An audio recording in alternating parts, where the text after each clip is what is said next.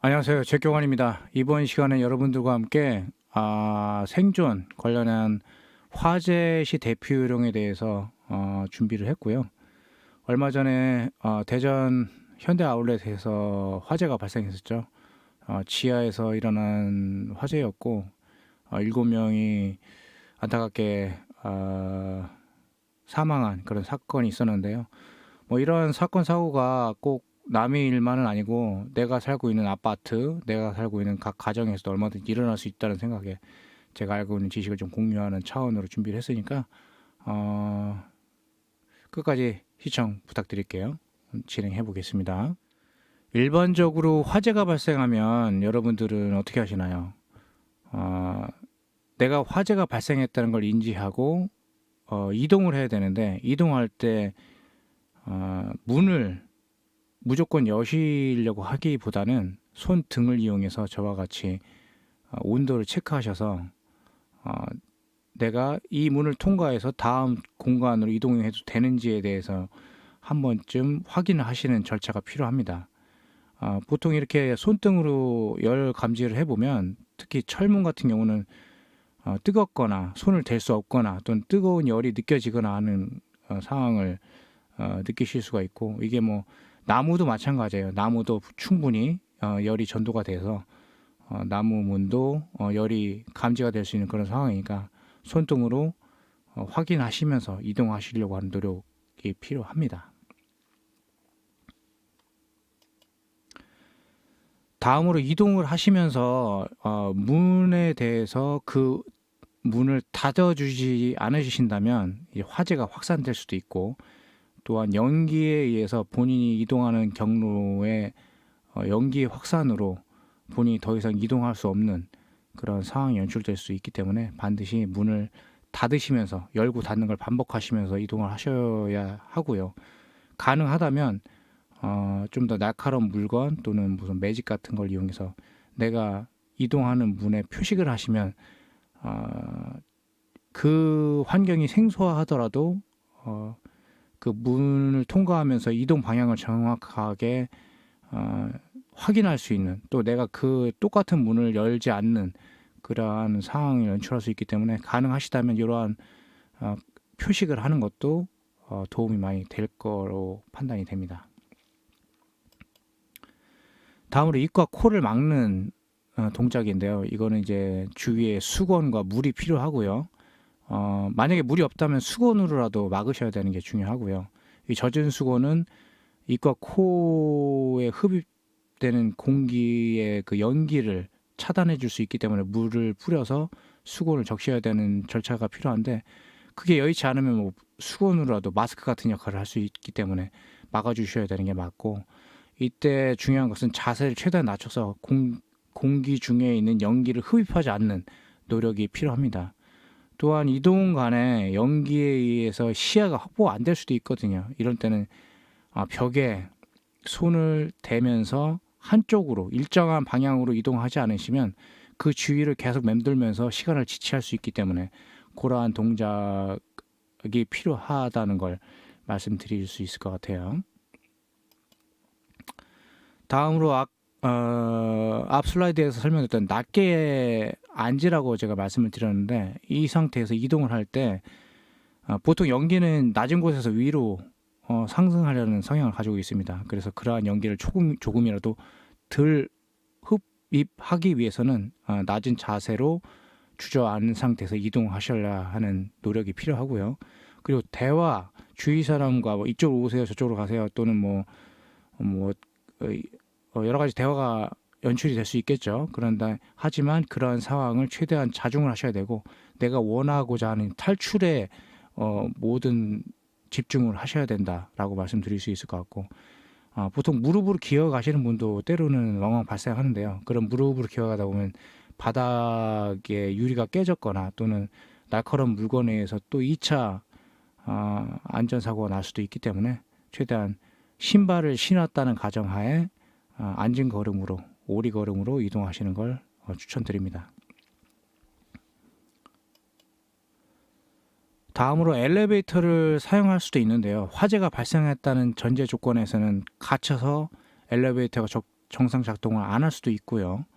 그리고 화재 장소에는 대부분 이제 이 개방된 상태로 유지가 됩니다. 그래서 더 이상 작동을 못 할 수 있기 때문에, 또 더더군다나 그 케이블에 화재가 전소로 인해서 손상이 되어 있다면 케이블 손상으로 해서 추락할 수도 있겠죠. 그래서 이런 엘리베이터의 사용은 최대한 고층일수록 위험하다. 그리고 최대한 이용을 하지 않도록 하셔야 된다라는 걸 강조드리고 싶습니다. 다음으로 여러분들이 이제 옥상은 아파트건 일반 건물이건 대부분이 잠겨 있습니다. 그 부분 이제 간과하시고 올라가시다 보면 문이 잠겨서 이제 그 옥상 부분에서 질식사를 하시는 경우가 왕왕 있는데, 그러한 부분에 대해서 평소 시간 여유가 되실 때 옥상을 한번, 내가 이용하는 건물의 옥상을 한번 올라가 보시기도 하고, 그 옥상은 대부분이 잠겨 있다는 거 인지하신 상태에서 여러분들이 요와 같이 벽 쪽에 요와 같은 전기 장치가 되어 있는데요. 빨간 버튼을 누르면 자동으로 열릴 수 있는 그런 장치가 대부분이 설치가 되어 있습니다. 그래서 그런 걸 한 번쯤 확인하시면서 최대한 위로 이동하시려고 하고는 노력이 필요하고요. 하지만 이제 아파트 단지에 만약에 화재가 발생했다. 내가 살고 있는 위치는 고층, 5층 이상에 위치하고 있고, 뭐 2, 3층 정도에서 화재가 발생했다면 차라리 아파트 현 위치에 위치한 상태에서 도움을 요청하라고 119에서는 안내를 해주고 있습니다. 이유는 워낙 아파트 시설이 잘 지어졌다 보니까 그런 화재도 차단할 수 있는 그런 시스템으로 구축이 되어 있거든요. 그래서 아파트 같은 경우는 그런 예외 사항도 있으니까 시기적절하게 판단을 하셔서 여러분들이 화재 시 대피를 하실 수 있도록 판단을 하셔야 될 것 같고요. 그리고 이제 완강기라고 요렇게 이제 그 옥상 부위 또는 일반 베란다에도 이러한 시설이 있는 곳이 있습니다. 그래서 이 완강기를 이용해서 여러분들이 고층에서 하층으로 내려오시거나, 또는 이제 공기 안전 매트는 이제 119에서 오자마자 설치해 주는 그런 매트인데, 여러분들이 고층에서 이런 완강기도 없고 옥상을 올라갈 수도 없는 상황에 놓여 있다 보면 안전 매트에 떨어지실 수 있는 조건이 되는데, 최대한 엉덩이 부분이 닿도록 그렇게 떨어져 주셔야 최대한 2차 부상을 예방할 수 있다는 걸 말씀드릴 수 있을 것 같아요. 다음으로 이제 문틈 막기인데요. 보통 이제 문틈은 상단과 좌우측 측면은 막혀 있는 게 대부분입니다. 하지만 하단 부위는 공기의 유입을 위해서 약간 틈새가 있거나 뭐 여러 가지 원인에 의해서 그런 부분이 많이 노출되는데, 이러한 문틈을 수건 또는 뭐 천, 젖은 건 더더욱 좋겠죠. 그런 천을 이용해서 연기가 스며들지 않도록 막는 노력이 필요합니다. 그래야 여러분들이 단시간이라도 그 현장에서 위치해서 도움을 요청할 수 있는 그런 시간을 확보할 수 있으니까, 그런 노력도 평소에 한 번쯤 생각을 하시면서 내가 문틈이 어디에 있기 때문에 만약에 화재가 발생하면 어디를 막아야 된다라고 한 번쯤 사전 브리핑을 하시는 것도 현장, 만약에 화재가 발생했을 때 현장에서 여러분들이 신속하게 대처할 수 있는 그런 시간을 벌 수 있기 때문에 그런 부분도 한번 짚어주실 필요가 있고요.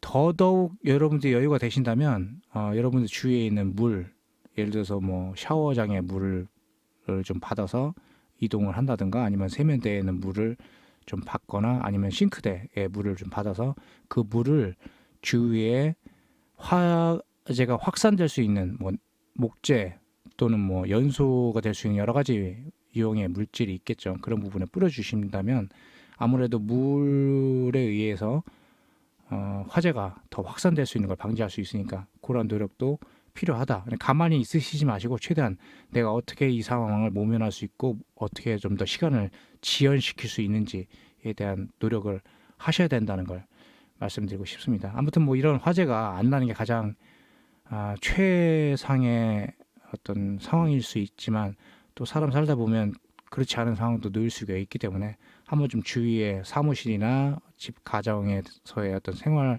반경에서 이런 부분 한번 좀 짚어보시는 것도 추가적인 안전 사고를 예방할 수 있는 좋은 지름길이니까 여유가 되실 때 한번 좀 짚어보시는 것도 좋을 것 같아요. 아무튼 오늘 화재에 대해서 제가 알고 있는 지식을 공유드렸고요. 다음에 또 다른 논제 가지고 여러분들 찾아뵙겠습니다. 감사합니다.